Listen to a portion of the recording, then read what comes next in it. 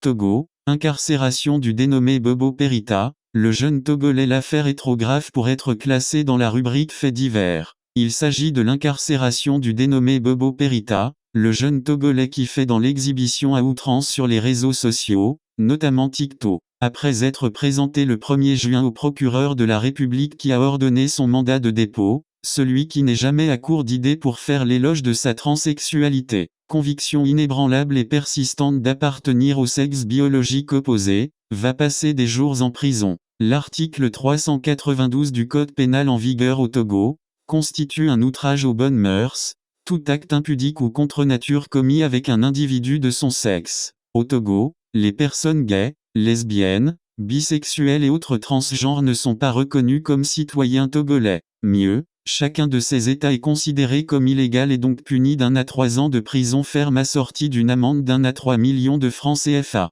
Si beaucoup condamnent les dérives du jeune homme, l'inculpation ne fait pas forcément l'unanimité, et d'aucuns en appellent à la clémence de la justice. Mais cette affaire laissera sans doute des traces dans une société togolaise qui reste à cheval sur ses valeurs où aucune place n'est laissée à l'homosexualité. En juin 2021, Christian Trimua, le ministre des Droits de l'Homme et des Relations avec les institutions, avait déclaré à la Tribune des Nations Unies que le Togo n'envisage pas d'abroger les dispositions pénales relatives à cette infraction, parce que cette orientation sexuelle ne s'inscrit pas dans les valeurs sociales de nos populations et de notre pays. Cette affaire est une occasion pour les autorités de prévenir des dépravations du genre qui n'ont plus de limite de nos jours sur les réseaux sociaux. Au Togo, aucune réglementation n'est mise en place pour réguler l'accès aux réseaux sociaux. Résultat, chacun se dispute la palme de la vulgarité sur fond d'invectives, d'exhibitionnisme et de dépravation qui ne disent pas leur nom. L'Assemblée nationale serait bien avisée de voter une loi censée mettre en place une autorisation parentale obligatoire devant permettre aux plus jeunes,